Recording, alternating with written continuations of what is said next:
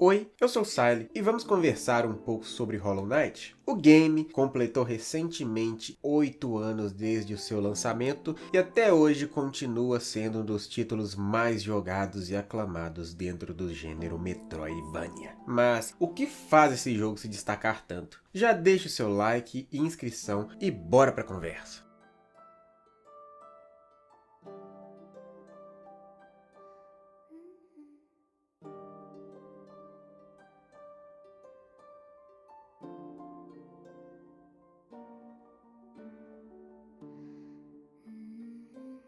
Desde os primeiros minutos de jogo, é impossível não se encantar com a direção de arte em Hollow Knight. A estética gótica e sombria é uma verdadeira obra-prima, criando um mundo imersivo e melancólico. O jogo foi desenvolvido pela Team Cherry, um pequeno estúdio australiano composto inicialmente por apenas 3 pessoas, que mesmo com recursos limitados, conseguiram construir um dos universos mais fascinantes dos games modernos. Cada região de Hallownest possui uma paleta de cores própria, transmitindo sensações únicas ao jogador. O contraste entre o verde vibrante do Caminho Verde, os tons azulados e chuvosos da Cidade das Lágrimas cria uma identidade visual única para cada local. Uma das coisas que eu achei mais interessante, inclusive, andar um pouco, voltar um pouco e ver de fato essa mudança dessa paleta de cor e como ela altera esses ambientes. É fantástico isso. Além disso, os pequenos detalhes ambientais contam histórias sem a necessidade de diálogo. Você não tem muitas cutscenes, você não tem praticamente quase nenhum diálogo, a não ser aqueles diálogos onde você precisa pegar um mapa, recuperar algum item. Porém, mesmo assim ele consegue aos poucos ir te contando ali parte da lore do game. Placas abandonadas, bancos enferrujados e sinais de civilização mostram que aquele mundo já foi habitado por insetos inteligentes, mas agora, por algum motivo, ele está em ruínas. Essa narrativa ambiental sutil faz com que o jogador realmente sinta que está explorando uma cidade que foi esquecida e que está coberta de mistérios. O concept art de Hollow Knight é uma verdadeira aula de como fazer muito com pouco. Os personagens possuem traços simples, mas que são muito marcantes. Seu protagonista, apesar de silencioso e misterioso, figuras como Hornet, Grim e Quirrell deixam uma impressão duradoura no jogador. Você já consegue pegar qualquer um daqueles personagens, e o nível de arte desse jogo é tão incrível que você pode pegar talvez um personagem que você nunca viu no game, que você já vai instantaneamente associar ao jogo. Cada NPC ele tem sua própria história e propósito dentro daquele mundo decadente, trazendo um senso de profundidade e realismo para Hallownest. E convenhamos, talvez o nosso protagonista seja o que tem menos carisma. Não é um problema, mas é muito difícil você criar realmente alguma identidade, alguma coisa forte para um personagem que não fala, não aparece em praticamente nenhuma cutscene e não faz nada sem a sua influência na gameplay. Tem o Zot. Francamente, esse sim consegue vencer qualquer disputa de menos carismático. Sei lá, talvez em uma segunda jogatina eu deixe ele ficar brincando com um baratão lá quando eu passar. Outra coisa positiva a se destacar é a trilha sonora do game, que é uma das razões pelas quais o jogo deixa uma marca tão profunda nos jogadores. Desde faixas melancólicas que acompanham a exploração de áreas abandonadas, até músicas épicas que embalam batalhas contra chefes extremamente desafiadores. Cada tema é perfeitamente integrado à experiência.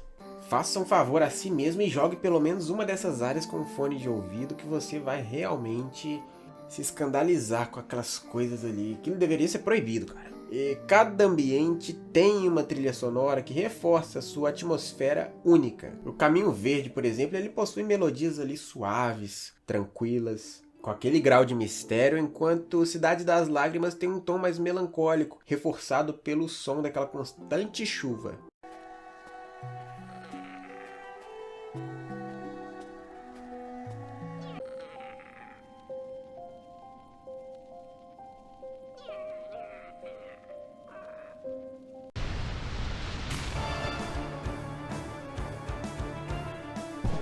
Muitos jogadores iniciantes podem sentir que Hollow Knight tem um começo travado e desafiador, que foi realmente o que eu senti no início. O jogo não segura a mão do jogador, o que pode gerar uma série de frustrações nos primeiros momentos.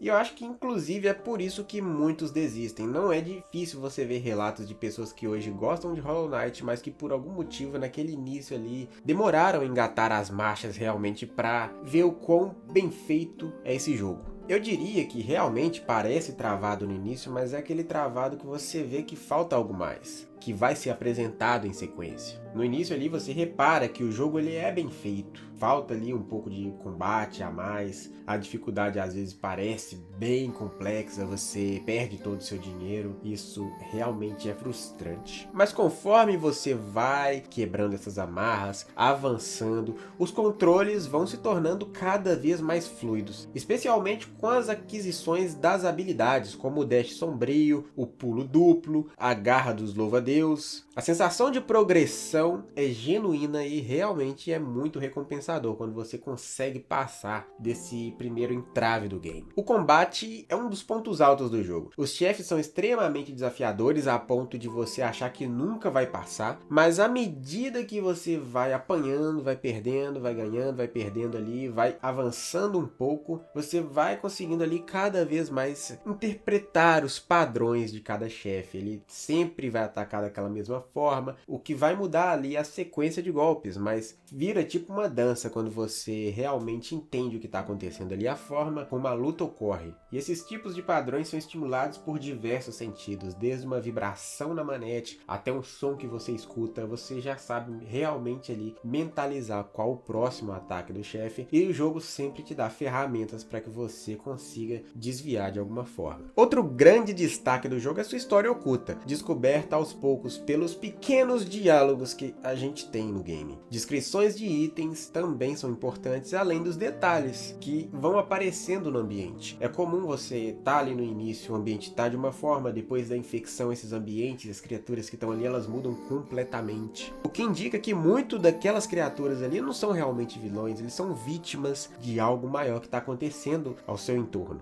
E a trama é bastante profunda, muito mais profunda do que parece realmente à primeira vista. Lógico que o jogo ele tem seus erros na minha concepção. Um deles é a falta da barra de vida nos chefes, isso me incomodou bastante. Às vezes você não sabe quando você está avançando, quando você não está, e isso é um pouco problemático. Outra coisa, eu acho que o backtracking ele é muito absurdo. A falta ali de teleportes mais rápidos. Às vezes você tem zonas no mapa que você não tem como acessar e você tem que passar por diversos caminhos olhando o mapa. O fato também de você ter que estar sempre ali com certos itens específicos para conseguir te localizar no mapa. Aqueles itens ocupam um certo espaço. E não vou falar aqui da perda de gels, que no final de jogo se torna aí bem difícil de você perder, mas até chegar naquela meiuca ali, você vai perder muito gel nessa batalha. Às vezes você vai estar para comprar um mapa, você vai até o caminho para comprar, você tem que chegar lá e naquele caminho você acaba morrendo e perdendo todo o seu dinheiro. Isso, lógico, é solucionado no final de game, você tem muitas formas de fazer gel, mas no início se torna realmente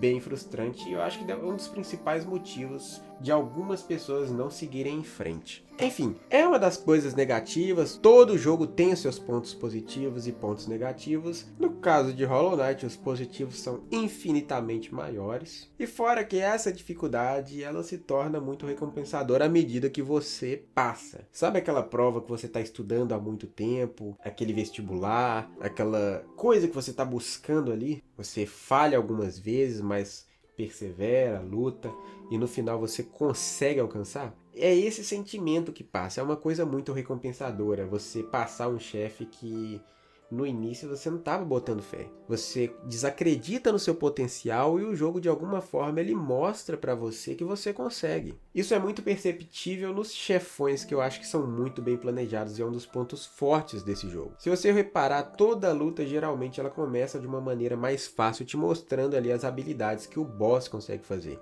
E aí, no nível 2 ele aproveita para ampliar aquelas habilidades, jogando um pouco mais de dificuldade. Aquela primeira fase que você tinha uma dificuldade, agora você passa de olho fechado e agora está pronto para evoluir um passo a mais. E essas lutas contra os bosses, elas te preparam não só para esse boss específico e para os outros, mas também para as coisas no mapa que você vai ter que usar uma mecânica ou outra e isso vai se mesclando. Às vezes algo que você vai utilizar em uma plataforma, você vai precisar ter aprimorado demorado para enfrentar um chefe, e isso torna a dinâmica muito interessante. Você não passa do boss simplesmente atacando de qualquer forma, você tem que ter realmente o conhecimento para passar daquele boss. E isso, junto com tudo aquilo de arte que o jogo tem, torna-se um conjunto completo de uma gameplay prazerosa. Você acaba o jogo se sentindo aquele cara, sabe? O cara que conseguiu realmente conquistar uma coisa de respeito. E que não foi fácil. Eu mesmo, se você me perguntasse 30 horas de game do jogo, se eu estava gostando da gameplay, eu não estava tão interessado. Na real, eu estava jogando ali porque a parte artística me pega muito, né? E como você sabe, esse canal é um canal que trata muito de desenho. Eu gosto de ver coisa diferente, coisa incrível, e a exploração do game que estava me segurando até então. Eu só fui ter uma virada de chave quando chegou ali próximo das 50 horas, acredita? E quando eu cheguei próximo dessas 50 horas, que eu fui realmente descobrindo coisas, depois de ficar perdido à exaustão nesse mapa, de apanhar igual louco, eu realmente entendi o porquê o pessoal clama tanto esse Metroidvania. Não é apenas um jogo bonito, é uma obra-prima do gênero. Seu visual, trilha sonora, jogabilidade desafiadora e história profunda se combinam para criar uma experiência inesquecível. Ela prova que, mesmo com recursos limitados, um pequeno estúdio pode criar um jogo que rivaliza e até supera alguma dessas grandes produções que estão sendo feitas aí nesses últimos anos. O que resta agora pra gente é esperar a sua sequência oficial, Silksong, que tá para lançar aí ou esse ano ou nos próximos anos. Que eu acredito que, se depender do carinho da empresa, vai ser uma obra tão ou mais incrível do que foi Hollow Knight. Obrigado por ficarem até aqui comigo e até o próximo vídeo. Se você ficou até agora, não esqueça de se inscrever no meu canal. A gente está próximo dos 1000 inscritos e isso ia ajudar pra caramba se meu canal começasse a monetizar. É isso, valeu, falou e foi!